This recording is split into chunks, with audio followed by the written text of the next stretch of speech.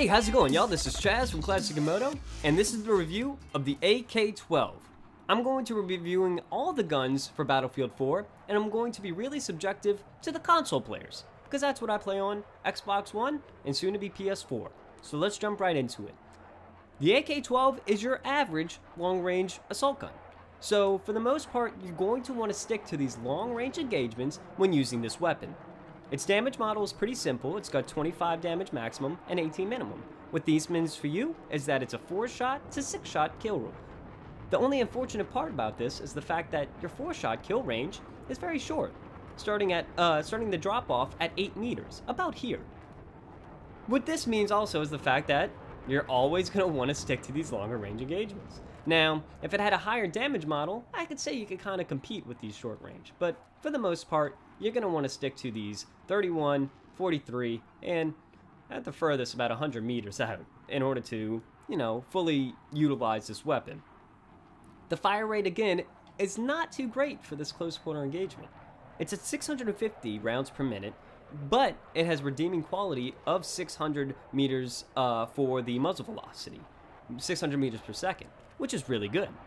So again, the fire rate, 650, not too great, especially not for hip fire. So you're not going to win these engagements, especially against SMGs, higher rate of fire weapons like the AK and the FAMAS. You want to stick out of this range. You get 31 rounds in the mag, which is standard for most of the assault rifles. Also, the reload time is fairly average.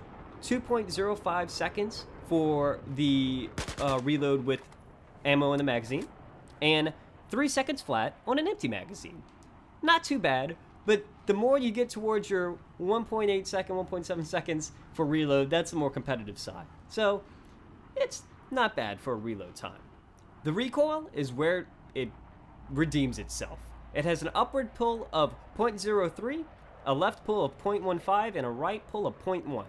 What that means for you is that there's little upwards recoil, there's a slight amount of left and right pull. Left and right pull is bad because you can't account for that. That's this leftward and right deviation that you can't account for. You don't want that. But since this gun has so little, you don't have to worry about it.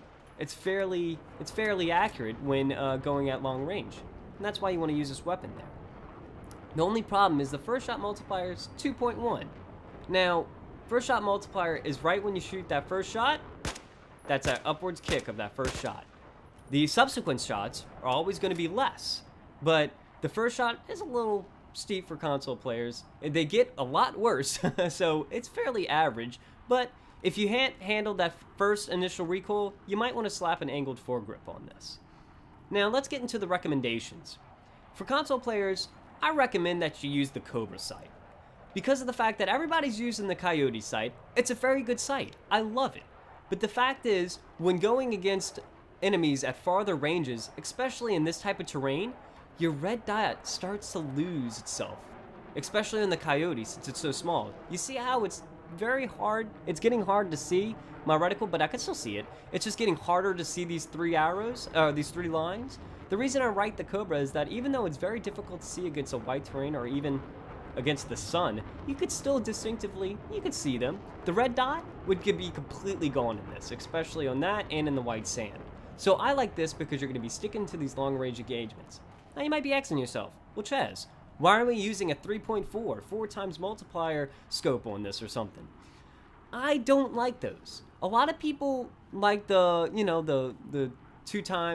4 times multiplier, the 3.4 times multiplier, but unfortunately, when you do get into circumstances where you're at this close, or even at 32 meters, about 30 meters, 25 meters, where you could kind of win a gunfight, you're severely hindered if you have a 4 times multiplier scope on your gun, and you're trying to track a guy that's fairly close to you. And I like to be able to be prepared for most engagements, even though I may not be the most suited for these type. I want to be able so that my reticle is open, I could see clearly, and I could have a fair advantage, or a fair chance at getting to this. And that's why I picked some of the attachments to go along with this, which I'll get into. So, going into it, use the Cobra sight. I like it. If you want to use the hollow sight or one of the other ones, you could use that as well, that have a more distinct reticle. The only problem with those is they take up more of your screen real estate. So you don't want to really do that. You want to have some nice open reticle. So that's why I picked the Cobra. Next, you want to use either the angled foregrip or the stubby grip. The angle foregrip I pick is because I like to use a heavy barrel on this weapon. It's going to increase your accuracy when aiming downrange, and you want to play to this weapon's strength. So using the heavy barrel is great, but it also increases that first shot multiplier recoil. And if you can't handle that, then I would definitely slap an angled foregrip. I like doing it because for the most part, when shooting, I don't have a problem with that angled foregrip. The stubby grip, if you can handle the angled foregrip and the heavy barrel together, use the stubby grip because that also increases your aiming downside accuracy by 15%, I believe. So make sure if you slap those two on, this is going to be a laser beam going downrange. So it's a really good mix of both of those attachments. But again, I like to use the angle foregrip so I have less upwards recoil.